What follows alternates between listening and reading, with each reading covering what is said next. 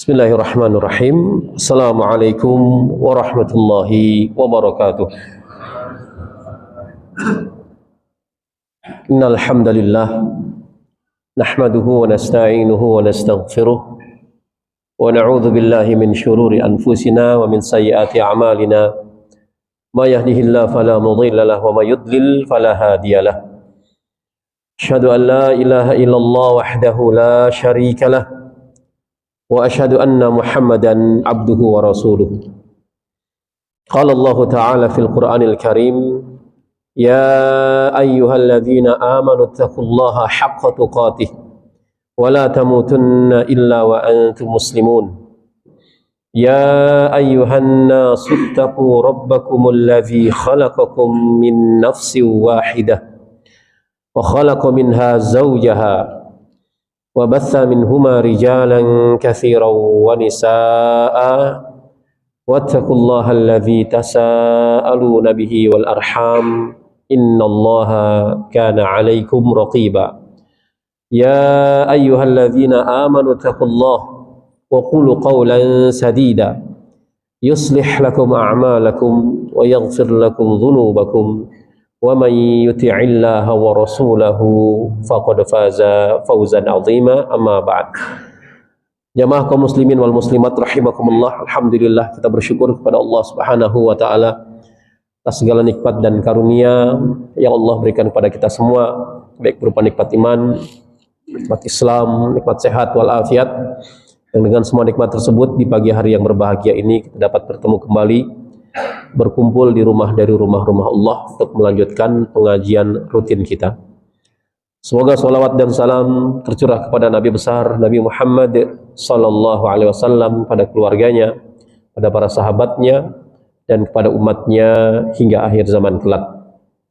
Jamaah rahimakumullah, di kesempatan pagi hari yang berbahagia ini kita akan membahas kitab hadis Al-Arba'in An-Nawawiyah karya Al-Imam An-Nawawi rahimahullah.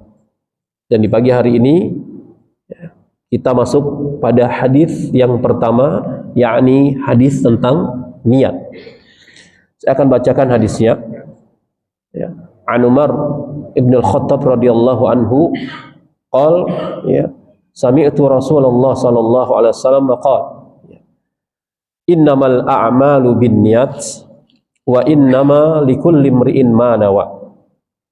Faman kanat hijratuhu ila Allahi wa rasuli fa hijratuhu ila Allahi wa rasuli. Wa man kanat hijratuhu lid-dunya yusibuha aw imra'atin yankihuha fa hijratuhu ila ma hajara ilaih. Rawahul Bukhari wal Muslim. Dari Umar ibn al-Khattab radhiyallahu anhu bahwa Umar mendengar Rasulullah sallallahu alaihi wasallam bersabda, sesungguhnya setiap amalan itu tergantung pada niatnya, dan setiap orang akan mendapatkan apa yang dia niatkan. Barang siapa yang hijrahnya karena Allah dan Rasulnya, maka hijrahnya untuk Allah dan Rasulnya. Dan barang siapa yang hijrahnya hanya karena mencari dunia, ya, atau karena wanita yang ingin dinikahinya, maka hijrahnya kembali kepada yang ia tuju. Hadis ini sahih, diriwayatkan oleh Imam Bukhari dan Muslim. Jamaah rahimakumullah, ya, betapa pentingnya amalan niat ini, sehingga para ulama ahli hadis ketika menulis di kitab-kitab hadisnya, beliau memulai dengan hadis tentang niat. Dan hadis tentang niat ini diriwayatkan oleh Al-Umar bin Khattab radhiyallahu anhu. Sebelum kita bahas redaksi hadisnya, kita akan membahas sedikit tentang biografi periwayat, yakni Umar bin Khattab radhiyallahu anhu. Beliau adalah Umar bin Al-Khattab bin Nufail bin Adi bin Abdul Uzza bin Riyah bin Abdullah bin Qurt bin Razah bin Adi bin Ka'ab bin Lu'ay Abu Hafs Al-Adawi, dan dijuluki dengan siapa Umar jamaah? Julukan Umar Al-Faruq. Ya, Al-Faruq. Kunyahnya siapa? Abu Hafs. Abu Hafs, ya. Al-Faruq itu maksudnya apa? Para ulama mengatakan Al-Faruq itu pembatas fitnah. Jadi di zaman Abu Bakar As-Siddiq yaitu belum terjadi fitnah. Di zaman Umar belum terjadi fitnah. Begitu Umar wafat, maka fitnah terbuka. Jadi pintu-pintu fitnah itu ya terbuka setelah Umar wafat. Oleh karenanya Umar bin Khattab radhiyallahu anhu dijuluki dengan Al-Faruq, pembatas fitnah. Setelah Umar maka Utsman. Ya, nah di situ muncul fitnah sehingga Utsman apa? Terbunuh. Sebagian sahabat memprovokasi sebagian yang lainnya. Begitu juga di zaman Ali, fitnah terjadi. Muawiyah sampai dengan sekarang. Ya. Dan ibunda beliau bernama Hantamah binti Hisham bin Al-Mughirah. Ibunya Umar radhiyallahu anhu adalah saudari tua dari Abu Jahal bin Hisham. Ibunya Umar adalah saudari tuanya Abu Jahal. Berarti Umar itu siapanya Abu Jahal? Ponakannya Abu Jahal. Ya. Dan Rasulullah pernah berdoa kepada Allah Subhanahu wa taala, "Ya Allah, berikanlah kekuatan kejayaan Islam, ya. Jadikanlah antara Abu Jahal atau Umar yang masuk Islam." Ya, akhirnya Allah memilih siapa? Umar bin Khattab radhiyallahu anhu. Dan sifat Umar dijelaskan oleh para ulama di dalam kitab Tabaqat Ibnu Sa'ad. Umar itu berperawakan tinggi, badannya tinggi ya Pak. Ya. Hobinya dulu itu gulat. Ya. Kalau yang gulat sama Umar tuh nggak mungkin menang. Jadi perawakannya tinggi, besar. Ya. Kemudian kepala bagian depannya botak. Nah, di sininya botak ya, Pak. Kemudian disifati juga Umar radhiyallahu anhu mampu bekerja dengan kedua tangannya secara seimbang. Ya, mampu bekerja dengan kedua tangannya secara seimbang. Kemudian mata beliau tuh hitam. Ya sama seperti kita. Dan karena ada yang matanya coklat, ada juga yang biru. Jadi mata Umar bin Khattab radhiyallahu anhu matanya hitam. Kemudian tentang warna kulitnya para ulama khilaf. Ada yang mengatakan kulit Umar itu kuning, ya kuning langsat. Ada pula yang mengatakan kulitnya itu putih kemerah-merahan. Seperti orang-orang Quraisy. Orang-orang Quraisy itu punya kulit putih kemerah-merahan. Sama seperti kulitnya Abu Bakar As-Siddiq. Ya, orang Quraisy, begitu juga Nabi SAW. Kemudian sifat giginya, gigi Umar radhiyallahu anhu, ya, putih, bersih dan mengkilat. Putih, bersih dan mengkilat. Kemudian beliau juga radhiyallahu anhu selalu mewarnai janggutnya. Ya, selalu mewarnai janggutnya dan rambutnya dengan inai. Inai itu apa?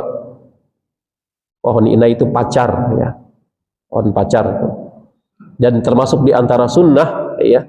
Kata Rasulullah SAW, ya, warnailah jenggotmu atau rambutmu yang sudah beruban, selisihlah orang-orang Majusi. Ya, jadi boleh bagi yang sudah beruban untuk mewarnai janggutnya atau rambutnya, ya, dengan inai atau pohon katam. Ya, sebaik-baik warna adalah dengan pohon inai atau pohon katam. Pohon katam itu ditumbuk, kalau dikasih ke rambut atau ke jenggot itu warnanya merah biasanya. Itu kalau diwarnai dengan pohon katam. Biasanya kalau jamaah umroh itu yang jenggotnya warna merah dari mana? Dari Bangladesh, ya.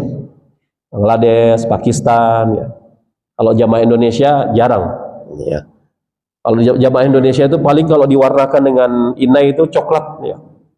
Jadi ini termasuk di antara sunnah Nabi SAW untuk mewarnai rambut dan jenggot bagi laki-laki yang telah beruban, sebagaimana Umar radhiyallahu anhu. Kemudian jamaah kaum muslimin rahimakumullah, di antara keutamaan Umar bin Khattab kata para ulama, yang pertama, Umar adalah penduduk surga yang berjalan di muka bumi. Umar adalah penduduk surga yang berjalan di muka bumi. Seperti siapa? Sahabat yang dari Habasyah, yang Nabi sampai heran. Kok kamu masih hidup di bumi? Saya sudah mendengar apa? terompahmu di surga siapa? Bilal, Masya Allah ya. Rasulullah sampai heran, bahkan amalannya divalidasi oleh Rasulullah SAW. Ya, wahai Bilal, aku senantiasa mendengar terompahmu itu di surga. Amalan apa yang kau lakukan? Aku senantiasa mendirikan sholat 2 rakaat setelah wudhu. Oh, ternyata itulah yang menjadikan terompahmu terdengar di surga, Masya Allah. Divalidasi. Ya, maka ada sholat sunnah wudhu. Ya. Jadi amalan-amalan yang Nabi tidak kerjakan dikerjakan para sahabat, divalidasi, itu boleh dikerjakan oleh kita. Sama seperti bacaan i'tidal. Ya, sami Allahu liman hamidah, kemudian makmum membaca ada Allahumma rabbana lakal hamdu, ada rabbana walakal hamdu, ada Allahumma rabbana walakal hamdu. Cuman ada salah seorang sahabat yang unik. Dia membaca apa? Alhamdulillah hamdan katsiran thayyiban mubarakan fi. Ya, sebagian riwayat ditambahkan lagi kama yuhibbu rabbuna wa yardha. Setelah salam Nabi mengatakan, siapa tadi yang baca itu? Ya, saya wahai Rasulullah. Ya, aku melihat ya puluhan malaikat berebut yang paling duluan mencatat kalimatmu tersebut. Langsung divalidasi oleh Nabi SAW. Sebagian orang menggunakan dalil ini untuk membuat sesuatu yang baru dalam agama. Yang mau validasi siapa? Rasulullah sudah wafat. Ini nggak boleh jemaah. Namun para sahabat ya membuat sesuatu yang baru sudah divalidasi oleh Rasulullah SAW. Seperti tadi Bilal ya, ada sholat sunnah wudhu. Kemudian sebagian sahabat yang membaca Alhamdulillah hamdan katsiran thayyiban mubarakan fi. Nah, jadi yang pertama keutamaan Umar adalah Umar penduduk surga yang berjalan di muka bumi, sama seperti Bilal bin Rabah. Diriwayatkan dari Sa'id al-Musayyib. Sa'id bin Musayyib ini ahli hadis, ya, ulama ahli hadis. Beliau pernah menegur seseorang yang sholat sunnah fajar 3 rakaat, Pak. Di zaman beliau ini ada orang coba-coba sholat sunnah qobliyah subuh 3 rakaat. Ya, ditegur oleh Sa'id bin Musayyib. Orang tersebut nggak terima. Sa'id, katanya, apakah Allah akan mengazabku dengan sholatku ini? Kata Sa'id bin Musayyib, apa Pak? Kata Sa'id bin Musayyib rahimahullah, tidak. Ya, Allah tidak akan mengazabmu dengan sholatmu ini.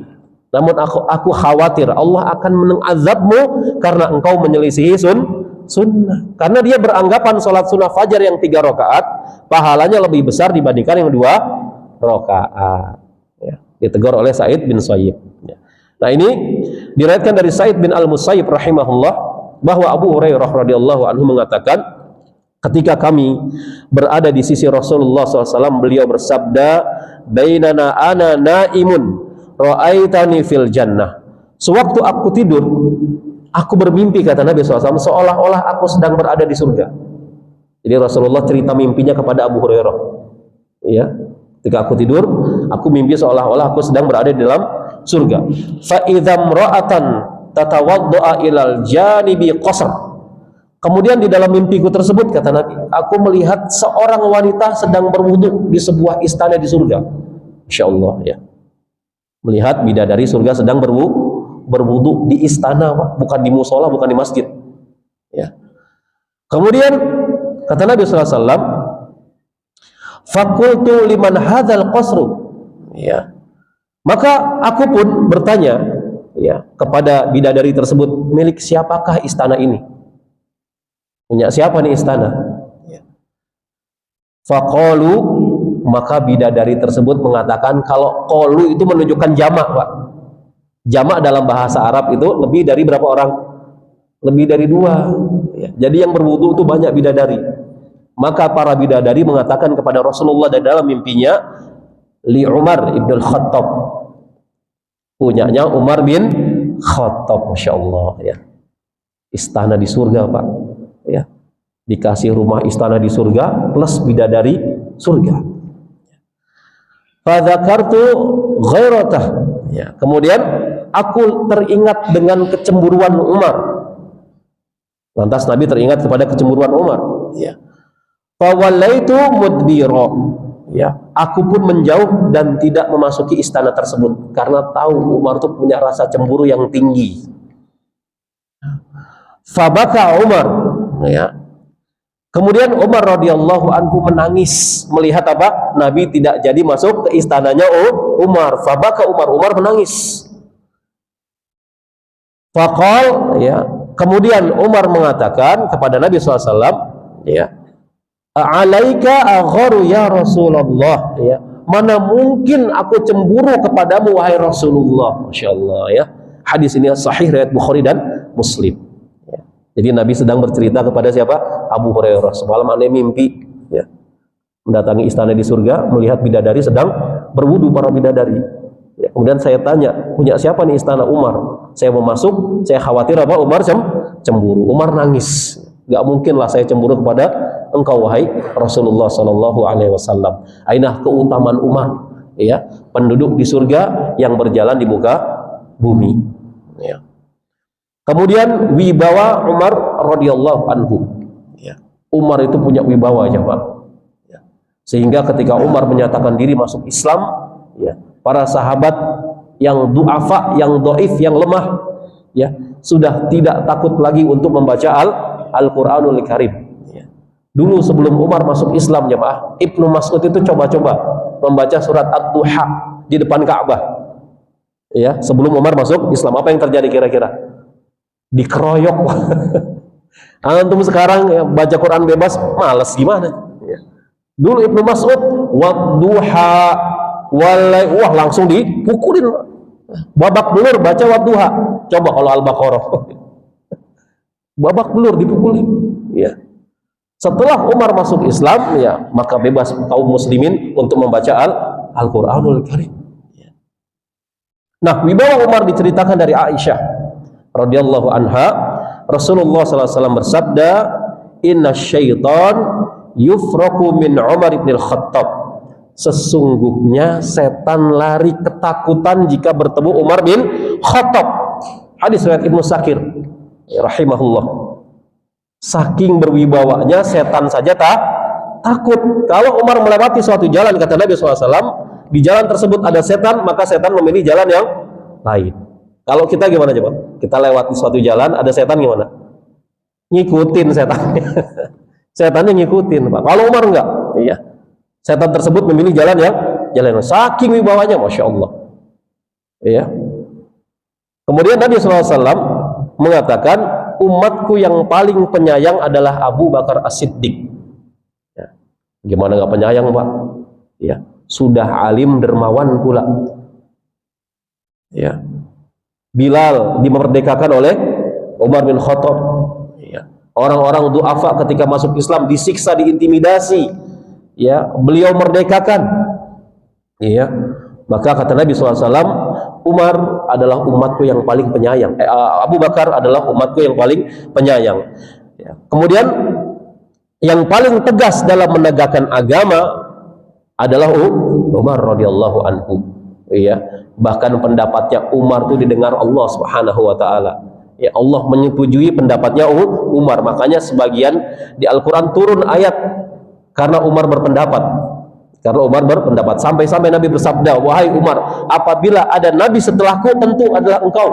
Insyaallah. Kalau ada nabi setelahku tentu adalah Umar radhiyallahu anhu. Ya.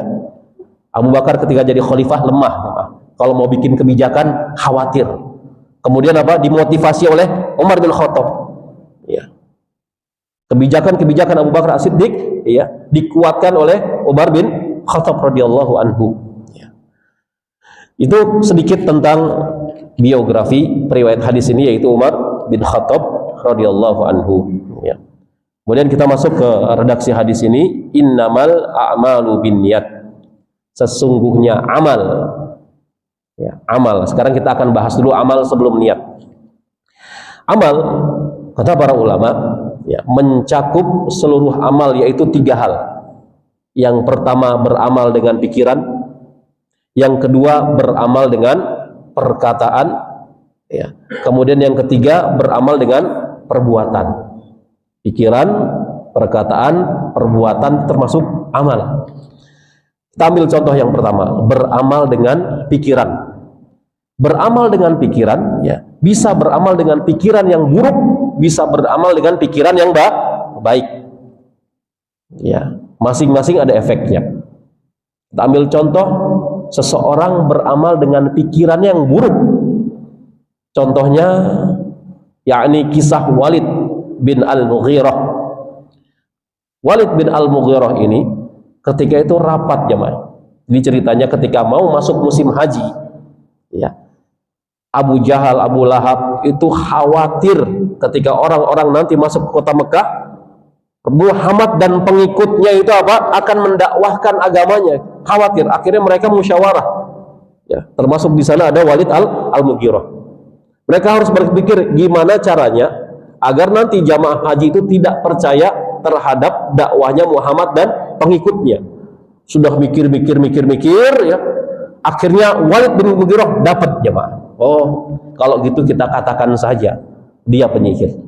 Ya, setelah berpikir keras, gimana caranya? Cari celah untuk mencela Muhammad dan pengikutnya agar jamaah haji itu tidak mengikuti agamanya Muhammad. Saking khawatirnya mereka. Maka peristiwa yang menyebabkan celakanya Walid bin Al-Mughirah itu Allah sebutkan di dalam Al-Qur'anul Karim di surat Al-Mudaththir ayat 18 sampai 25. Di mana Allah Subhanahu wa taala berfirman, "Innahu fakkara wa qaddar." Ya. Sesungguhnya Walid bin Mughirah ini ya telah memikirkan ya dan menetapkan apa yang dipikirkannya. Faqutila kaifa qaddar, maka celakalah dia kata Allah. Bagaimana dia menetapkan pikiran buruk tersebut? Tsumma qutila kaifa qaddar, sekali lagi celakalah dia, binasa dia, Walid bin Mughirah. Tsumma nadhar, ya. Kemudian dia merenung, memikirkan kira-kira apa kata yang cocok untuk mencela Muhammad dan pengikutnya. Kemudian tsumma abasa wa basar, lalu Walid bin Mughirah bermuka masam lagi cemberut. Tsumma adbara wastakbar, kemudian Walid bin Al-Mughirah berpaling dari kebenaran dan menyombongkan diri. Ya. Sebenarnya Walid bin Mughirah ini sudah mengatakan kepada Abu Jahal CS, Pak. Ya. Ini yang dikatakan Muhammad ini bukan perkataan manusia. Saya tahu, saya itu penyair paling hebat di Arab. Saya tahu yang keluar dari mulut Muhammad itu bukan perkataan manusia. Ya. Makanya Walid bin Mughirah itu pusing. Ya, diintimidasi Abu Jahal, Abu Lahab. Ya, suruh mengatakan sesuatu yang tercela kepada Muhammad dan pengikutnya. Akhirnya mikir apa kira-kira yang pas ya. Kemudian faqala in hadza illa sihrun yu'thar. Ya. Akhirnya Walid bin Mughirah dapat ide. Ya. Lalu ia mengatakan Al-Qur'an ini hanyalah sihrun yu'thar. Sihir yang dipelajari dari orang-orang yang terdahulu. Ya. Al-Quran adalah kitab sihir, kata Walid bin Al-Mughirah, setelah dia beramal dengan pikiran buruknya. Ya.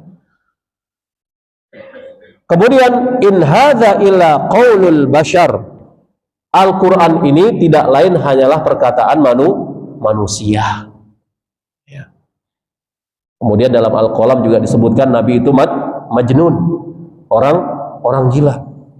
Akhirnya jamaah haji itu yang datang itu sudah dicegat duluan, Pak. Nanti kamu hati-hati kalau didakwakan Muhammad dan pengikutnya, mereka itu tukang sihir. Mereka itu orang gila, majnun. Ya. Nah, ini contoh dari amalan pikiran yang buruk. Ya. Maka dia mendapatkan dosa dari Allah Subhanahu wa taala. Kemudian amal pikiran yang baik. Beramal dengan pikiran yang baik. Contohnya apa? Contohnya seperti di sini ya. DKM itu memikirkan bagaimana dakwah itu bisa berjalan terus, bisa berjalan lancar, ya. Tidak ada hambatan. Ya. Berpikir keras. Ya, meskipun tidak ada orang yang mengetahui, hanya dia dan Allah Subhanahu wa taala yang mengetahui. Ya. Atau memikirkan bagaimana anak-anak yatim di sekitar sini bisa tersantuni. Ya, kalau bisa setiap bulannya, ya, jangan setahun sekali Lebaran anak yatim. Ya. Atau bisa setiap harinya ya. Karena Nabi SAW bersabda ya, barang siapa yang menyantuni anak yatim, posisinya denganku di surga nanti seperti ini. Kemudian Nabi renggangkan lagi. Artinya apa? Dekat posisinya dengan Rasulullah SAW. Kemudian juga beramal dengan pikiran yang baik, diantaranya memikirkan bagaimana umat Islam di negara kita yang kita cintai ini bisa maju dan berkembang. Iya. Dan juga bisa mungkin jika pikiran kita memikirkan, beramal dengan pikiran bagaimana bangsa Indonesia yang kita cintai ini bisa maju, berkembang, terjaga sama seperti bangsa-bangsa yang lainnya, ya. Dan jemaah kaum muslimin rahimakumullah, kata para ulama, semua yang dipikirkan karena Allah, kita diberikan akal pikiran, dan semua yang kita pikirkan karena Allah Subhanahu wa taala tidak ada yang sia-sia. Tidak ada yang sia-sia, ya. Mungkin orang tidak tahu apa yang kita pikirkan, namun Allah tahu atau tidak? Tahu. Ya. Allah tahu yang kita pikirkan. Ya. Dan tatkala seorang berpikir karena Allah Subhanahu wa taala, maka dia mendapatkan pahala. Berpikir karena Allah, dia mendapatkan pahala. Ya. Oleh karenanya dalam surat Az-Zalzalah ayat 7 sampai 8, Allah Subhanahu wa taala berfirman, "Faman ya'mal mithqala dzarratin khairan yarah wa may ya'mal mithqala dzarratin syarran yarah." Maka barang siapa yang mengerjakan kebajikan meskipun hanya sebesar zarrah. Zarrah itu apa? Ya. Kalau di Al-Quran terjemahan atau di sebagian terjemahan itu biji sawi, Pak. Biji sawi kecil. Namun sebagian para ulama menafsirkan zarrah itu debu. Kalau ada buku ya atau meja kita oleh seperti ini, debu bertebangan itu zarrah. Bahkan lebih kecil lagi, partikel kecil itu zarrah. Ya. Kebaikan sekecil apapun pasti dibalas oleh Allah Subhanahu wa taala. Meskipun dengan pikiran kita memikirkan hal-hal yang baik, belum terrealisasi sudah mendapatkan pahala. Gimana ya caranya dakwah ini bisa maju? Gimana caranya masjid ini bisa makmur? Ya. Orang-orang sini ketika sholat 5 waktu harus ke masjid. Gimana caranya? Berpikir karena Allah. Orang mungkin nggak tahu, namun Allah tahu. Ya. Wa may ya'mal mithqala dzarratin syarran yarah. Dan barang siapa yang mengerjakan kejahatan meskipun sebesar dzarrah, niscaya dia akan melihat balasannya dari Allah Subhanahu wa taala. Sekalipun kita berpikir buruk ya untuk memudaratkan seseorang ya, meskipun belum terrealisasi, maka sudah menjadi hitungan dari Allah Subhanahu wa taala sebagai dosa. Kemudian jemaah kaum muslimin rahimakumullah, setelah amal pikiran kita masuk amal perkataan. Amalan perkataan. Ada perkataan yang baik, ada perkataan yang buruk. Ya. Perkataan yang buruk ada ancaman dari Allah Subhanahu wa taala di surat Al-Humazah. Wailul likulli humazatil lumazah. Ya. Wail. Allah banyak menggunakan kata wail dalam Al-Qur'an. Wailul likulli humazatil lumazah. Fawailul lil musallin, wailul lil mutaffifin. Wail. Di Al-Qur'an terjemahan diterjemahkan celaka. Ya, bagi seorang pencela, pengumpat, tukang olok-olok. Para ulama ahli tafsir menafsirkan wailul likulli humazatil. Humazah itu siapa sih? Humazah itu orang yang suka mencela, caci maki, bully, julid secara terang-terangan, belak-belakan, Pak. Itu humazah, ya. Bahkan sebagian lagi mentafsirkan sambil apa? Mendelikan mata. Matanya mendelik. Sambil nunjuk-nunjuk tuh di depan orang-orang, dasar kamu. Ya, keluar tuh taman safari. Ragunan, dasar kamu ini. Itu humazah. Ya, mencela secara terang-terangan. Humazah. Dari kata dasar hamaz. Hamaz, ya. Kemudian lumazah, ya. Orang yang mencela, caci maki, mengumpat secara sembunyi-sembunyi. Ya, di depan manis, ya. Senyum-senyum, di belakang ya nusuk dia, Pak, dengan lisannya. Itu lumazah dari kata dasar lamaz. Diserap sama bahasa Indonesia lemes. Nah, dari kata lamaz tuh. Mulutnya lemes banget gitu. Ente mulutnya lemes banget ya. Lamaz, lumazah. Itu lamaz jadi lemes. Hati-hati bahaya lisan. Kata-kata yang buruk terancam neraka apa? Hawiyah. Neraka hawiyah. Ya, wailul likulli humazatin lumazah. Ya, ancaman berikutnya allazi jama'a mal. Tukang ngumpulin harta wa addadah. Setelah ngumpulin harta dia hitung-hitung, itu juga dapat ancaman. Iya. Serakah terhadap harta, tamak terhadap dunia. Dia kumpulin, dia hitung-hitung. Ya. Yahsabu annahu malahu akhlada. Ya. Dia pikir hartanya ini akan dibawa mati kekal abadi. Nah, ini nggak boleh, Pak. Dalam Islam kaya boleh, namun ingat di situ ada, di dalam harta kita ada sedekah, ada infak, ada zakat. Yang tercela itu mengumpulkan harta, menghitung-hitungnya, kemudian kita pikir harta tersebut akan kita bawa mati. Ini sebagian contoh amalan perkataan yang buruk. Ya, caci maki, mencela, ya. Bahkan kalau sekarang apa? Bisa gibah di medsos. Ya. Dengan jari jemari kita yang lentik.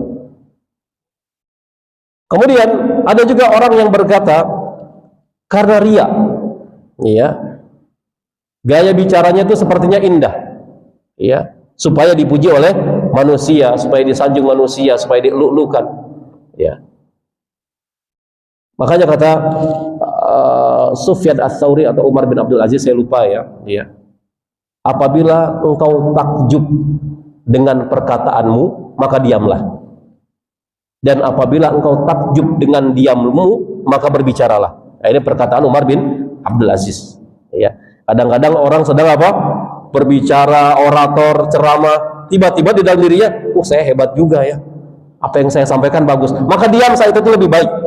Diam saat itu lebih baik. Namun kalau kita riak karena diam kita, alhamdulillah saya selalu diam. Ya. Selamat saya, nggak kayak yang lainnya. Saya ini lebih hebat dibandingkan yang lain. Yang lain banyak omong, saya nggak banyak omong. Maka berbicaralah ketika itu. Ya, karena bisa menimbulkan apa? Penyakit hati, diantaranya riya. Ya, riya itu apa? Beramal ingin dipuji manusia. Bahkan kata Fudail bin Iyad, riya itu punya dua definisi.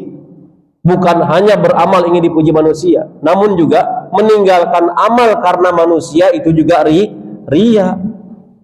Meninggalkan amal karena manusia juga riya. Contohnya mau sholat berjamaah di masjid, ada teman-teman kita di pos ronda, ya, lagi main gaple, teman akrab kita sudah hijrah duluan. Begitu jalan mau ke masjid, lihat teman kita di pos ronda, akhirnya dia urungkan niat untuk ke masjid karena khawatir dikatakan apa? So alim. Waduh, nanti saya kalau jamaah ke masjid, teman akrab saya sedang main gaple nih. Saya khawatir dikatakan so alim, akhirnya dia tidak jadi pergi ke masjid, jadi sholatnya di rumah. Nah, ini kata Fudail bin Iyad termasuk riya, meninggalkan amalan karena manusia. Ya. Kemudian jamaah kaum muslimin rahimakumullah. Ya. Berikutnya contoh amalan perbuatan. Ya. Di antaranya yang paling simpel itu senyum. Senyum amalan bukan? Senyum itu amalan. Namun senyum itu mengundang berbagai macam tafsiran, ya. Dan senyum itu merupakan salah satu sedekah yang paling mudah. Dari Abu Dzar radhiyallahu anhu, ia mengatakan Rasulullah SAW bersabda, la tahqiranna minal ma'ruf syai'an. Janganlah kamu meremehkan suatu kebaikan sedikit pun. Jangan remehkan, ya. Walau antulqa akhaka biwajhi taliq, ya. Walaupun sekedar bertemu saudaramu dengan wajah yang berseri, dengan wajah yang senyum, ya. Hadis sahih riwayat Muslim. Makanya salah satu akhlak yang mulia, kata Imam Hasan Al-Basri, bastul wajhi, ya, menunjukkan muka yang tersenyum, ya, berseri-seri sumringah. Kenapa? Karena Nabi SAW pernah ditegur Allah langsung, ya, ketika muka Nabi SAW cemberut lagi berpaling, maka turunlah surat apa? Surat Abasa wa tawalla, ya. Wahai Muhammad yang bermuka masam lagi berpaling, ditegur langsung oleh Allah Subhanahu wa taala. Anja'ahul a'ma, karena datang kepadamu orang yang buta. Sekarang saya tanya, Pak, orang buta bisa nggak melihat kita cemberut? Sama orang buta saja nggak boleh cemberut, nggak boleh berpaling, ditegur sama Allah. Itulah keindahan akhlak Islam. Ya, Rasulullah sedang berdakwah kepada pembesar Quraisy dengan harapan kalau pembesar Quraisy tersebut masuk Islam, yang bawahnya ikut masuk Islam. Tiba-tiba datang seorang tua yang rentak lagi buta, ya, meminta dibacakan beberapa ayat Al-Quran. Akhirnya Nabi apa? Cemberut, ya. Kalau cuma baca Quran bisalah sama sahabat saya, nggak lihat apa saya lagi berdakwah, ya nggak lihat orang buta kok. Ya. Kemudian ditegur oleh Allah Subhanahu Wa Taala, sama orang buta yang tidak melihat saja, ya kita harus tersenyum. Bastul wajhi, ya menunjukkan muka yang berseri-seri, ini termasuk akhlak yang mulia. Perbuatan yang paling mudah, amalan perbuatan yang paling mudah itu senyum, Pak. Ya, senyum. Sedekah juga termasuk. Ini sudah nggak punya uang, rengut pula, ya nggak dapat apa-apa, Pak. Ya. Senyumnya kalau hanya tanggal muda, tanggal tua merengut. Ya. Kemudian jemaah kaum muslimin rahimakumullah, namun ada orang senyum tergantung niatnya. Maka senyum itu bermacam-macam. Ya. Senyum seseorang itu bermacam-macam. Ya. Ada senyum karena niatnya baik untuk menghormati saudaranya. Saudaranya lewat senyum. Assalamualaikum, senyum. Ada orang yang senyum namun niatnya mengejek. Ada nggak senyum niatnya ngejek? Ada nggak? Dia senyum tapi niatnya ngejek. Ada nggak? Iya, padahal senyum. Jadi senyum itu bermacam-macam. Ya, ada senyum menghormati seseorang, ya senyum. Ya. Apalagi kita orang timur ya, budaya timur tuh, insya Allah ya ramah. Namun ada juga orang senyum namun niatnya mengejek. Ya. Bisa nggak Pak membedakan orang senyum? Senyum yang tulus sama senyum yang niatnya mengejek. Ya. Oh bibirnya beda, bibirnya beda. Ya, bibirnya sama tetaplah dua ya. Kemudian juga ada orang senyum tapi niatnya marah.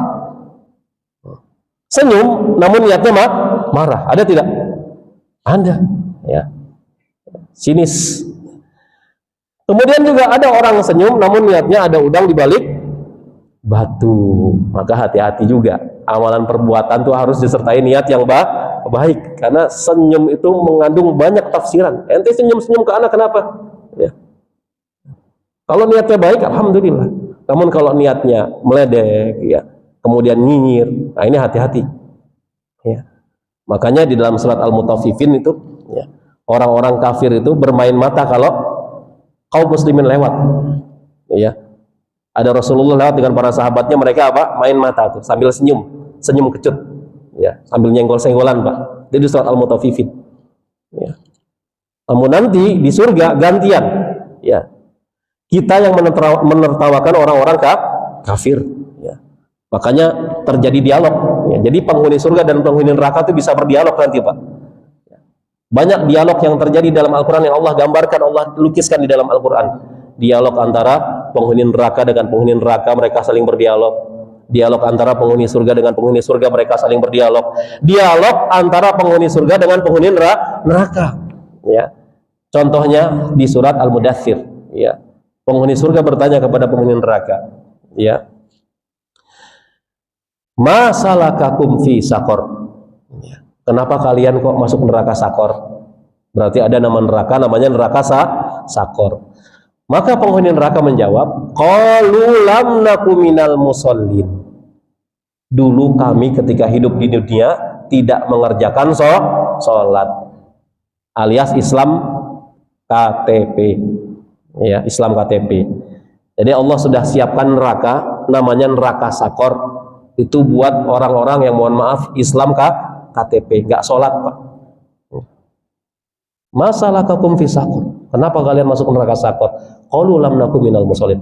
Dulu ketika kami hidup di dunia, kami tidak mengerjakan sholat. Sekarang saya tanya, ya, terutama di masyarakat kita, masih ada tidak yang tidak mengerjakan sholat 5 waktu? Masih atau banyak, Pak? Banyak. Tunjukin tuh surat Al-Mudaththir.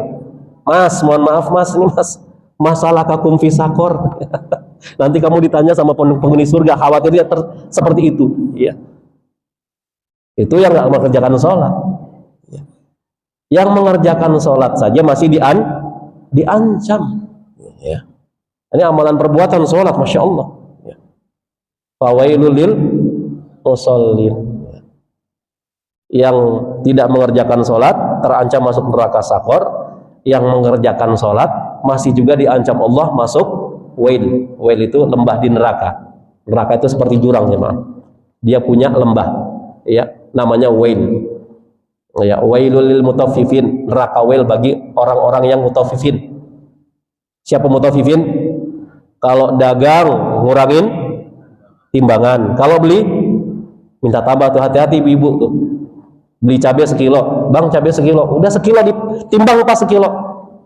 Kebiasaan sebagian ibu-ibu gimana kira-kira? Tambahin bang itu bang, tomatnya satu, atau tambahin lah yang gitu. Jadi mutafifin dia pak. Ya. Coba kalau di mall di Indomaret coba berani nggak minta tambahin? Nggak berani. Ya. Nah ini jangan jadi mutafifin. Begitu juga orang-orang yang sholat. Wawailul lil musallin. Ya. Maka neraka wail bagi orang-orang yang mengerjakan sholat. Ya, berarti yang tidak mengerjakan sholat ada nerakanya, yang masih mengerjakan sholat juga terancam wail. Kalau sholatnya ada dua unsur, sahun sama riya. Alladzina hum an sholatihim sahun. Ya. Sholatmu itu sahun, lalai dari waktunya, ya. Kemudian dari gerakannya, dari bacaannya, dari kekhusyuannya, sahun. Atau yang kedua, alladzina hum yura'un, riya. Alhamdulillah Ustaz, sholat saya sudah tidak sahun. Saya sholat tepat waktu, 5 waktu tepat pada waktunya, ya. Gerakannya juga sesuai sifat sholat Nabi. Alhamdulillah khusyuk juga Ustaz. Baik. Yang kedua gimana, riya enggak? Alladzina hum yura'un. Ya, kalau riya terancam juga wail.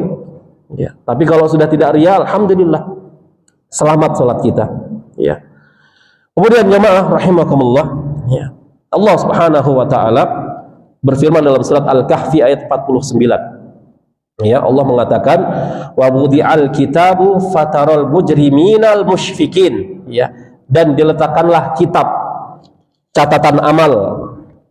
Nanti kita dapat rapot juga Pak dari Allah Subhanahu wa taala, ya. Lalu kamu akan melihat orang-orang bersalah ketakutan. Setelah diletakkan kitab oleh Allah, rapot, kita akan melihat orang-orang yang bersalah, yang banyak dosa itu ketakutan terhadap apa yang tertulis di dalam rapot tersebut. Ya. Kemudian wayaqulun, maka mereka mengatakan, orang yang ketakutan tersebut mengatakan, ya, ya wailatana mali hadzal kitab. Aduhai celaka kami, ya. Kitab apakah ini? Celaka kami. Ya. Mali hadzal kitab la yughadiru saghiratan wala kabiratan illa as-soha. Ya. Kemudian kata orang tersebut, melainkan kitab ini yang tidak meninggalkan yang kecil dan juga tidak pula yang besar, melainkan ia catat semuanya. Jadi tidak ada yang luput dari catatan Allah Subhanahu wa taala. Ya, baik kesalahan yang kecil apalagi yang besar, semuanya tercatat rapih, detail. Wa wajadu ma 'amilu hadiran wa la yadhlimu rabbuka ahada. Ya.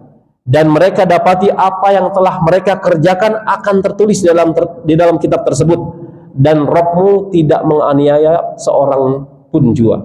Ini dalam surat Al-Kahfi ayat 49. Dan bahkan kata Nabi SAW, yang dicatat itu bukan hanya perbuatan, perkataan, bahkan niat juga dicatat oleh Allah Subhanahu wa taala.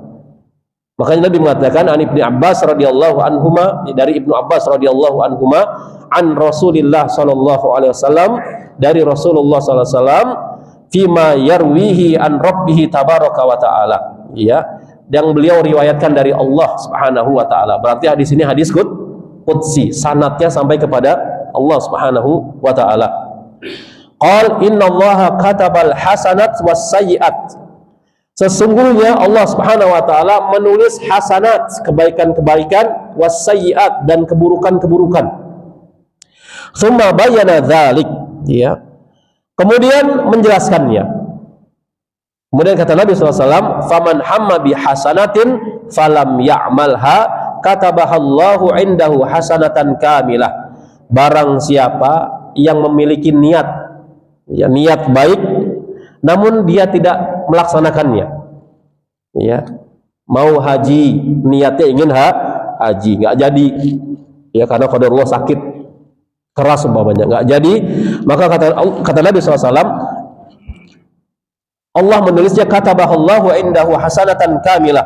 Allah tetap menulisnya sebagai satu kebaikan yang sempurna di sisi Allah Subhanahu wa taala.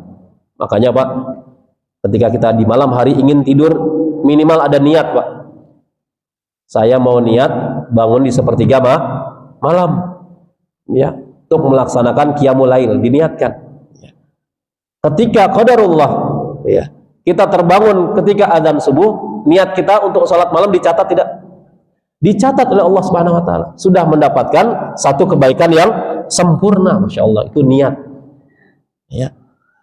Kemudian wa in hamma biha fa'amilaha kataballahu azza wa jal indahu asra hasanat ila sab'ami'ah di'fin ila ad'afin katsirah. Kemudian apabila niat baik tersebut kita kerjakan, dia jadi untuk salat malam. Niat sebelum tidur ingin bangun sepertiga malam qiyamul lail. Tiba-tiba terbangun sepertiga malam, dia bangun salat betul. Dia realisasikan salat tersebut atau niat tersebut, maka kata Nabi SAW, Allah tulis di sisinya sebagai 10 kebaikan hingga 700 kali lipat sampai kelipatan yang banyak. Ya, 10 kali lipat, kemudian dilipat gandakan lagi menjadi 700 kali lipat, Masya Allah. Ya, niat dari rumah tadi sholat subuh ke sini mau sedekah ke kotak amal, ya, betul diamalkan, dicemplungin kotak amal, meskipun berapa Pak? Meskipun 2.000 atau 100.000, ya, maka Allah catat sebagai 10 kebaikan sampai 700 kebaikan yang sempurna, bahkan dilipat gandakan lagi oleh Allah Subhanahu wa taala. Bahkan jamaah ada hadis ya dari Imam Bukhari rahimahullah, kata Nabi SAW, sesungguhnya Allah Subhanahu wa taala mengutus 2 orang malaikat setiap pagi ke muka bumi. Kemudian salah seorang malaikat mengatakan, berdoa kepada Allah, ya Allah berikanlah ganti kepada harta orang yang berinfak di pagi hari. Ya. Jadi sebenarnya istilah sedekah Jumat itu kurang tepat, Pak. Walaupun bagus ya, namun kurang tepat. Mengkhususkan hari. Semua hari itu baik. Hari Jumat adalah Sayyidul Ayyam, betul, pemimpinnya para hari. Ya. Namun yang paling bagus itu bukan harinya, namun waktu yang terbaik untuk sedekah. Waktu yang paling terbaik untuk sedekah yaitu pagi hari, ditunjukkan oleh hadis sahih. Kenapa? Setiap pagi Allah mengutus 2 orang malaikat untuk turun ke muka bumi mencari orang-orang yang bersedekah. Ada yang bersedekah, salah satu seorang malaikat mengatakan, ya Allah berikanlah ganti kepada orang yang bersedekah di pagi hari ini. Jadi waktu yang terbaik untuk berinfak dan sedekah adalah pagi hari. Kenapa? Ada malaikat yang mendoakannya. Dan salah satunya mendoakan lagi, ya Allah berikanlah kebangkrutan kepada harta orang tersebut yang bakhil, pelit. Ya, itu yang pertama. Yang kedua, di pagi hari kita mendapatkan doa Nabi SAW. Nabi berdoa kepada umatnya, Allahumma barik li ummati fi bukuriha. Ya Allah berkahilah umatku di waktu pagi hari. Kemudian jemaah kaum muslimin rahimakumullah, kata Nabi SAW, wa in hama bi sayyi'atin falam ya'malha katabahallahu indahu hasanatan kamilah. Barang siapa yang punya niat buruk namun tidak jadi melaksanakan niat buruk tersebut, maka dicatat oleh Allah Subhanahu wa taala sebagai satu kebaikan yang sempurna. Pergi Jumatan pakai sendal jepit, ya, punya niat pulang mau pakai sepatu pilih size lagi, ya. Dia timbang-timbang, ya, habis pas sambil zikiran setelah Jumatan timbang-timbang, jadi enggak ya? Akhirnya dia istighfar, nggak jadi saya, dosa. Allah catat baginya satu kebaikan yang sempurna, Masya Allah.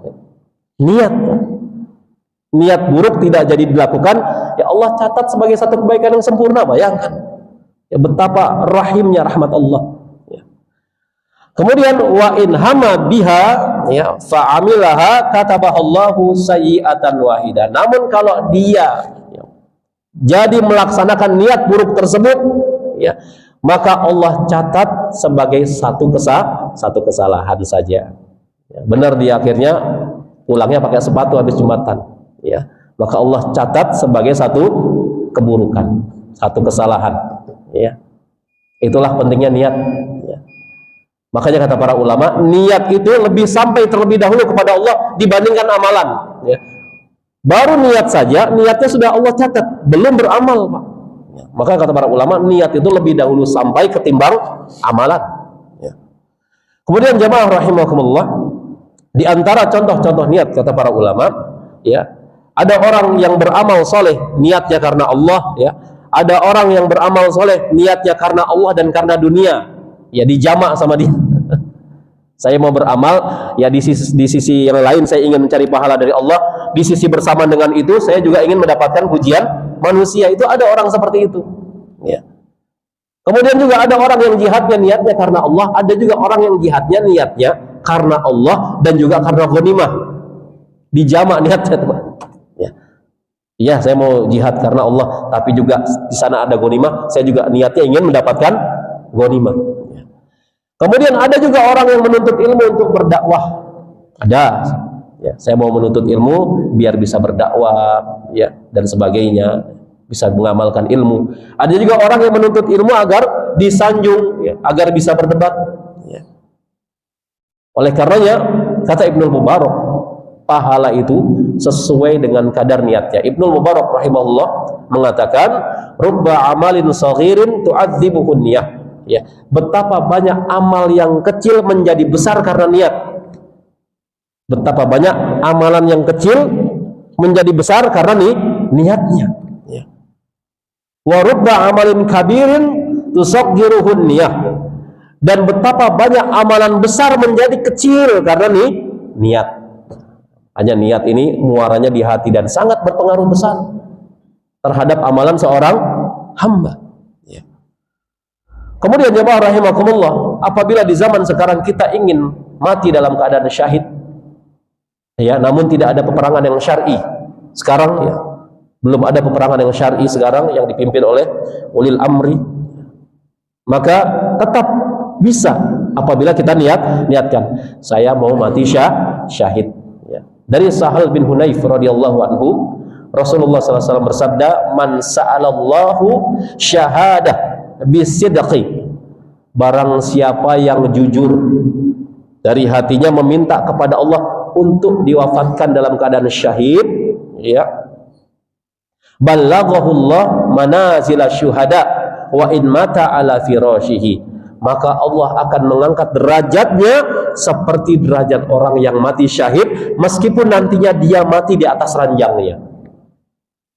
Kisah Khalid bin Walid, nangis Pak. Khalid bin Walid itu panglima perang. Setiap perang yang Khalid pimpin gak pernah kalah, menang terus. Baik Khalid masih ketika dalam keadaan kufur maupun sudah masuk Islam, semuanya menang ketika Khalid menjadi panglima perang. Namun di akhir hayatnya apa yang terjadi, jemaah? Khalid menangis karena sakitnya. Khalid mengatakan, ya, tidak ada di bagian tubuhku kecuali terkena sayatan pedang. Jadi banyak bekas-bekas sayatan di tubuhnya Khalid. Ya. Namun aku sekarang harus mati di atas pembaringanku, sementara teman-temanku mati di atas medan jihad. Nangis Khalid, ya. Kenapa tidak Allah wafatkan aku di medan jihad? Namun Khalid punya niat untuk mati dalam keadaan syahid. Ya. Bayangkan. Ya. Bahkan ada salah seorang sahabat bertanya kepada Nabi SAW, "Wahai Rasulullah, aku masuk Islam dulu atau ikut perang dulu?" Ya, masuk Islam dulu, syahadat dulu atau ikut perang dulu? Apa kata Nabi? "Kamu syahadat dulu baru masuk medan perang." Dia syahadat, masuk medan perang, belum sempat sholat sudah mati, belum sempat sujud kepada Allah mati. Nabi kabarkan apa? Dia termasuk ahli surga, masya Allah. Ya. Niat. Ya. Dan kita bisa minta sama Allah dengan hati yang jujur dari dalam hati kita. Ya Allah, aku ingin mati dalam keadaan syahid dikumpulkan oleh para syuhada. Ya. Dan Imam Nawawi rahimahullah mengatakan, di dalam hadis ini terdapat anjuran untuk berdoa meminta mati syahid. Ya. Dan anjuran memiliki niat yang baik. Dan di antara praktek hal ini dipraktekkan oleh Umar bin Khattab radhiyallahu anhu. Beliau pernah memanjatkan sebuah doa, Allahumma rzuqni fi sabilik, Allahumma rzuqni syahadatan fi sabilik.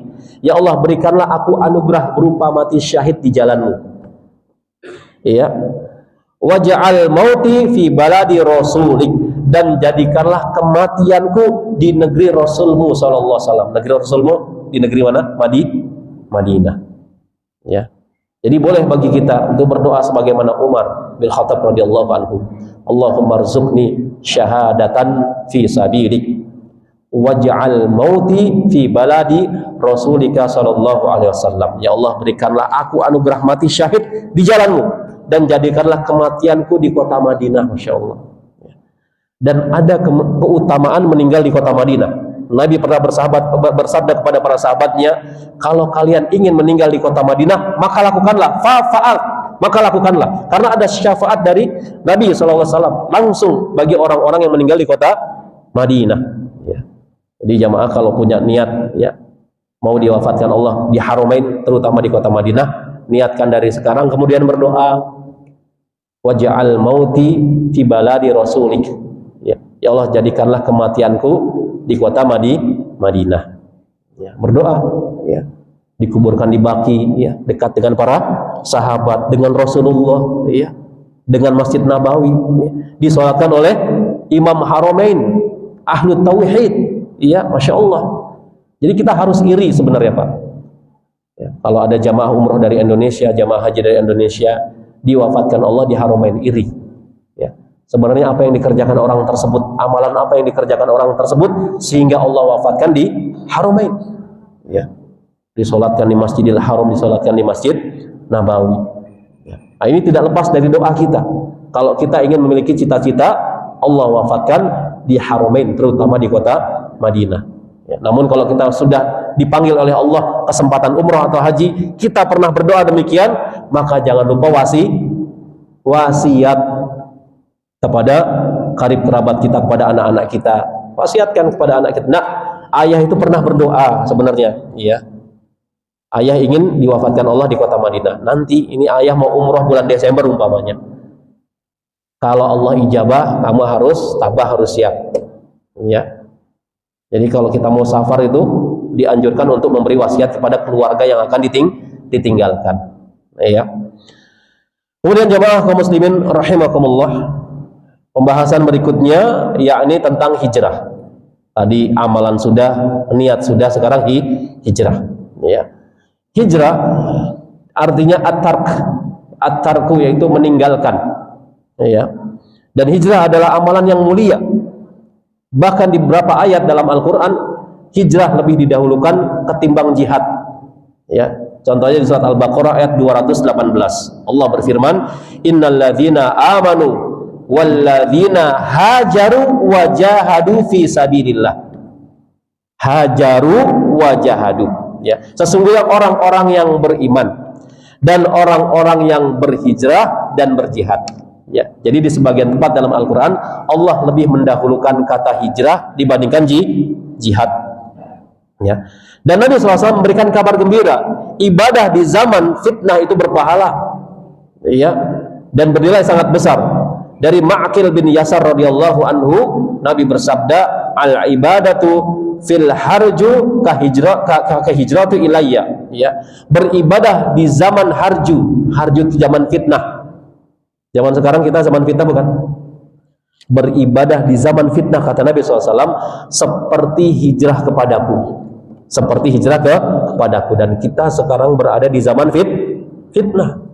Ya, nilainya besar beribadah di zaman fitnah ini. Dan hijrah ini terbagi menjadi dua bagian, ya, menurut pendapat Ibnu Hajar Al-Asqalani rahimahullah. Hijrah yang pertama dalam artian meninggalkan suatu tempat ke tempat yang lain. Itu makna yang pertama kata Ibnu Hajar. Ini arti hijrah yang pertama, meninggalkan suatu tempat ke tempat lain, ya, dari negeri yang aman atau dari yang negeri tidak aman menuju negeri yang aman. Contohnya hijrah dari Mekah ke Habasyah. Iya, dari Mekah ke Habasyah di zaman Nabi terjadi 2 kali hijrah dari Mekah ke Habasyah. Kemudian dari negeri kafir ke negeri Islam. Iya, di zaman Nabi hijrah dari negeri kafir ke negeri Islam, dari Mekah ketika itu, ya, ke kota Madinah. Ini makna yang pertama. Yang kedua, makna hijrah yang kedua kata Ibnu Hajar Al-Asqalani rahimahullah, meninggalkan amalan buruk menuju amalan baik. Ini makna hijrah yang kedua, meninggalkan amalan buruk menuju amalan baik. Ya, Nabi mengatakan, wal muhajiru man hajaro ma nahallahu anhu. Dan al muhajir itu apa? Orang-orang yang berhijrah, ya, ma nahallahu anhu adalah orang-orang yang meninggalkan larangan Allah. Nah, itu disebut hijrah. Ya, dari amalan buruk menuju amalan baik disebut al muhajir. Ya, kan sekarang lagi ngetren, ya. orang-orang yang baru hijrah, ya, dari kegelapan menuju cahaya, ya. Kemudian jemaah rahimakumullah, kalau kita sudah hijrah, ya, maka jangan setengah-setengah, ya. Dan kita harus melandasi hijrah kita itu dengan ilmu, ya.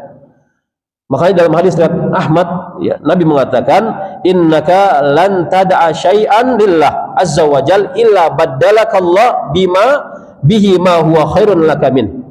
Sesungguhnya jika engkau meninggalkan sesuatu karena Allah, niscaya Allah akan memberikan kepadamu ganti yang lebih baik. Ya, meninggalkan sesuatu karena Allah, bukan karena manusia. Ya, contoh umpamanya, ya, ada seseorang yang bekerja di instansi ribawi, ya. Kemudian hijrahnya karena Allah, bukan karena ikut-ikutan teman, ya. Karena Allah melarang riba, maka saya hijrah. Maka janji Rasulullah, niscaya Allah akan menggantinya dengan sesuatu yang lebih baik. Namun dia harus bersabar, ya. Dan doa dikuatkan untuk hijrah, diantaranya Rabbana la tuzigh qulubana ba'da idh hadaitana wa hab lana min ladunka rahmah innaka antal wahhab. Wahai Tuhan kami, ya Allah, janganlah engkau jadikan hati kami ini condong kepada kesesatan sesudah engkau beri petunjuk kepada kami. Kalau kita sudah hijrah, kita minta kekuatan, jangan lagi tercemplung atau terjebur kepada lubang-lubang kemaksiatan, ya. Kemudian, dan karuniakanlah kepada kami rahmat dari sisi engkau, ya. Karena sesungguhnya engkau adalah zat yang maha pemberi karunia, ya. Jadi usahakan doa ini dibaca di waktu-waktu yang mustajab. Rabbana la tuzigh qulubana ba'da idh hadaitana wa hab lana min ladunka rahmah innaka antal wahhab, ya. Karena tidak ada yang bisa menjamin, ya, akidah kita tuh selamat, tidak ada yang bisa menjamin. Maka senantiasa kita harus waspada, karena Nabi mengatakan bisa jadi seorang di pagi harinya beriman, kemudian masuk sore harinya dia murtad. Bisa terjadi nggak Pak? Bisa, ya. Bahkan ada seorang pemuda, ya, yang murtad gara-gara terfitnah wanita Romawi, ya, murtad gara-gara terfitnah wanita Romawi, Nasoro, ya. Ketika menyerang Romawi, pemuda ini, ya, diriwayatkan oleh salah seorang sahabat Nabi, pemuda ini terfitnah. Kata wanita ini, ya, masuklah engkau ke Nasrani, niscaya aku milikmu. Ya, akhirnya dia murtad, ya. Kemudian dia nikah dengan harapan pemuda ini nanti saya akan bawa ke Islam kembali, ya. Begitu nikah, mau malam pertama Allah cabut nyawanya, Pak. Nauzubillah min dzalik, ya. Itu di zaman sahabat, ya. Maka nggak ada yang bisa menjamin. Makanya kata Allah, wala tamutunna illa wa antum muslimun, jangan kamu mati melainkan dalam keadaan beragama Islam, ya. Bisa nggak kita menjamin meninggal dalam keadaan Islam? Wallahu a'lam bishawab, ya. Wallahu a'lam bishawab. Makanya senantiasa kita waspada dan kita berdoa kepada Allah agar Allah kuatkan. Di antara doa dari hadis Nabi SAW agar Allah meneguhkan akidah kita, keimanan kita, doa yang sangat singkat yang paling sering dibaca Rasulullah SAW. Jadi salah seorang sahabat bertanya kepada Aisyah radhiyallahu anha, wahai Aisyah, doa apa yang paling sering Rasulullah baca? Kemudian Aisyah menyebutkan doa apa kira-kira jemaah? Pendek doanya. Ya muqallibal qulub, tsabbit qalbi ala dinik. Nabi saja membaca ya muqallibal qulub, ya, yang sudah dijamin masuk surga Firdaus, ya. Wahai, ya, muqallibal qulub, yang maha membolak-balikan hati. Nabi masih khawatir, ya. Bayangkan jemaah, Rasulullah saja paling sering membaca doa ini. Kita merasa aman, nanti dulu, ya. Makanya kata Syekh bin Baz rahimahullah, doa ini hendaknya dibaca setiap sujud, Pak. Ya, setiap sujud ketika sholat, baik sholat wajib maupun sholat sunnah, di setiap sujud, bukan hanya sujud terakhir. Setelah subhana rabbiyal a'la, subhana rabbiyal a'la, subhana rabbiyal a'la, masukkan doa ini, ya muqallibal qulub, tsabbit qalbi ala dinik, ya. Bahkan kata para ulama, doa ini juga berfungsi untuk meneguhkan keimanan kita, akidah kita ketika sakratul maut. Ketika sakratul maut, setan itu berusaha untuk memurtadkan kita, itu sakratul maut berat, Pak. Innalil mauti sakarat, kata Nabi. Sesungguhnya kematian, di dalam kematian itu terdapat sakarat. Diserap sama bahasa Indonesia sekarat, kritis. Ya, di masa-masa sekarat, ketika sakaratul maut, itu setan berusaha untuk memurtadkan kita dari Islam. Nah, doa ini berfungsi untuk menumbuhkan keistiqomahan kita kepada Allah Subhanahu wa taala. Ya muqallibal qulub, tsabit qalbi ala dini. Wahai zat yang maha membolak-balikan hati, teguhkanlah hatiku ini di atas agamamu. Jangan sampai saya murtad ya Allah. Saya ingin meninggal wafat dalam keadaan Islam. Wala tamutunna illa wa antum muslimun. Ya. Jadi kita tuh jangan merasa aman, Pak. Ya. Kalau kita lihat zaman sekarang, alangkah mudahnya kaum muslimin itu murtad. Ya, bayangkan Pak, terjadi musibah bencana gempa bumi. Di pagi hari rumahnya hancur lebur, digoncang gempa.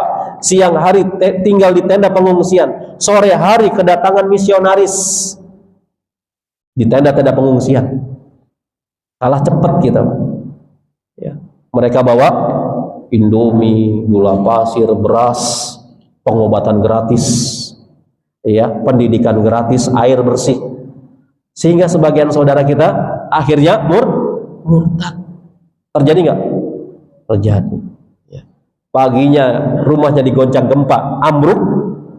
Sorenya akidahnya digoncang gempa sama misionaris, ambruk juga, double jadinya, Pak. Ya, itu namanya sudah jatuh tertimpa tangga, ketiban batu lagi. Ya. Ambruk semuanya, rumahnya ambruk, akidahnya hancur, selesai sudah. Ya. Baik jemaah kaum muslimin rahimakumullah, mungkin saya cukupkan pertemuan kita di pagi hari ini, mudah-mudahan bermanfaat. Masih ada waktu sedikit, kita buka sesi tanya jawab. Wallahu a'lam bishawab. Ada pertanyaan jemaah, silakan. Oh iya Pak.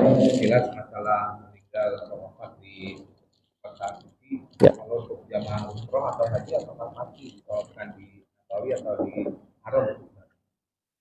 Kalau untuk jamaah umroh atau haji, sepanjang pengetahuan saya itu bakalan diurus oleh mutawifnya untuk disolatkan di, kalau dia meninggal di kota Madinah disolatkan di Masjid Nabawi. Iya. Kalau dia meninggal di Mekah disolatkan di Masjidil Haram. Ya. Dan itu hampir 100%, Pak. Hampir 100%. Kecuali kalau jamaahnya nyasar ya, ke pinggiran Mekah ya, jamaah yang sudah sepuh mau jalan ke hotel tiba-tiba apa? Nyasar sampai jauh ya. Akhirnya ya tidak disolatkan di Masjidil Haram. Ya. Namun hampir 100% rata-rata jamaah Indonesia yang wafat di kota Madinah atau di kota Mekah itu disolatkan di Masjid Nabawi atau di Masjidil Haram. Dan kita iri kepada mereka semua. Ya, diwafatkan dalam keadaan safar dalam rangka beribadah. Ya. Dan kita kalau ingin diwafatkan Allah di kota Madinah, banyak-banyak berdoa, Pak. Ya. Waja'alil mauti fi baladi rasulik. Kalau nggak bisa bahasa Arab, pakai bahasa Indonesia nggak apa-apa, kata para ulama. Ya Allah, wafatkanlah aku di kota Madinah. Ya. Boleh nggak jadi masalah, dan kuburkanlah aku di Baqi Al-Gharqad.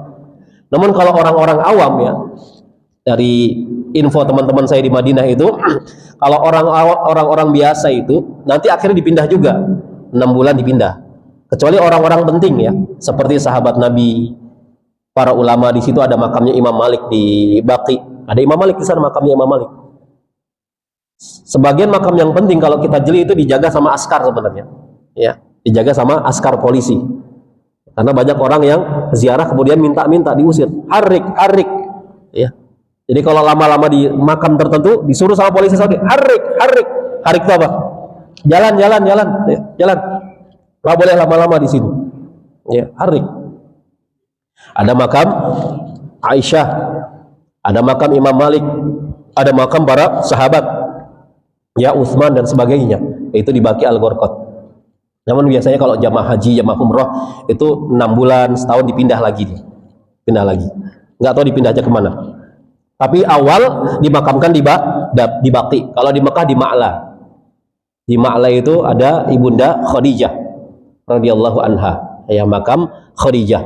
Begitu juga makam anak-anak Rasulullah SAW ya, seperti Ibrahim, ya, Qasim, itu di Ma'la. Jadi kalau kita ingin memiliki cita-cita ya Allah wafatkan di kota Madinah ya, maka berdoalah dari sekarang ya. Masya Allah, itu keutamaannya sangat besar, Pak. ya, meninggal diurus oleh ahli-ahli tauhid, jenazah kita ya disolatkan oleh ahli tauhid ribuan bahkan ratusan ribu jamaah, apalagi meninggalnya bulan Ramadan ya. Meninggal bulan Ramadan belum sempat buka sudah Allah wafatkan, itu Masya Allah, itu amalan soleh apa yang dia lakukan. Ada sebagian orang diwafatkan Allah dalam keadaan berpuasa, belum sempat buka, sedang menunaikan ibadah umroh ya. Jam 3 sore diwafatkan oleh Allah di sana ya. Belum sempat buka puasa, asarnya disolatkan di Masjid Nabawi, Masjidil Haram, sholat jenazah ya. Amalan apa seperti itu, apa yang dilakukan ya, entah apa, mungkin dia punya amalan yang besar, berbakti kepada kedua orang tua sehingga Allah wafatkan di 2 kota suci, atau mungkin dia senantiasa berdoa di waktu-waktu mustajab ya. Jadi boleh bagi kita berdoa ya, minta kepada Allah agar diwafatkan di kota Madinah ya. Wallahu a'lam bishawab. Iya, ada lagi pertanyaan, silakan. Iya Pak.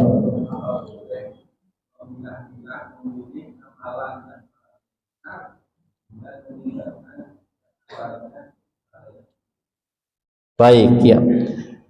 Sebenarnya gini ya, tadi kata Ibnu Mubarak ya, betapa banyak ya amalan besar itu menjadi kecil karena niatnya. Jadi kembali lagi ke niat.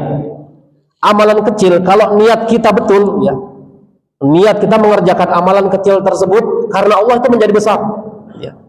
Contoh umpamanya menyingkirkan gangguan di jalan, adza, bahasa fikih itu adza. Adza itu yang mengganggu manusia di jalan ya, bisa kotoran manusia, kotoran binatang, bisa paku, bisa ranting pohon yang jatuh. Itu sesuatu hal yang mengganggu manusia. Itu kan remeh enggak? Perkara remeh Pak, tapi banyak orang yang tidak mau ya.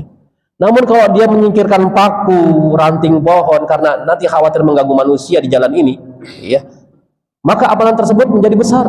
Kenapa? Karena niatnya lillahi ta'ala. Ada orang melakukan amalan besar, haji, umroh, Masya Allah ya, jihad fisabilillah ya, tapi menjadi kecil karena niatnya ya. Niatnya apa? Ingin mendapatkan ghanimah ya, ingin dipuji manusia ya, sehingga dikritik sama ulama-ulama Saudi. Orang Indonesia tuh kalau di sana sukanya apa? Selfie. Yang paling suka selfie jamaah umroh tuh dari seluruh dunia itu nomor 1 Indonesia. Itu amalan besar, umrah amalan besar, haji amalan besar ya.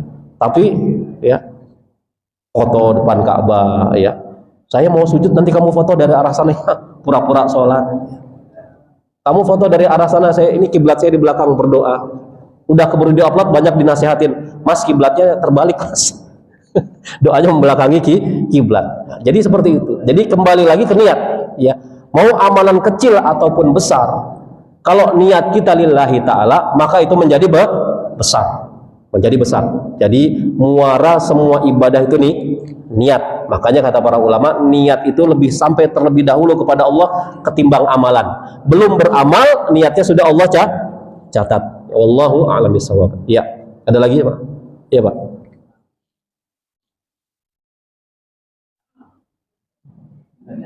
Gimana Pak?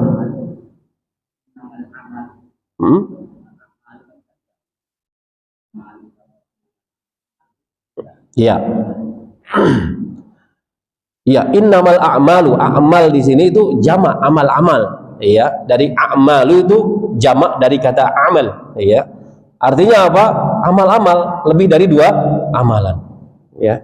Menunjukkan apa? Amal itu banyak. Tadi makanya saya jelaskan, bisa beramal dengan pikiran, ya. Kemudian bisa beramal dengan ya perkataan, bisa beramal dengan perbuatan. Pikiran kita dengan otak, ya. Amalan dengan perkataan dengan lisan, perbuatan dengan anggota tubuh. Nah, ini lebih dari dua amalan. Jadi banyak amal-amal ya. Nah, semua tergantung. Ya.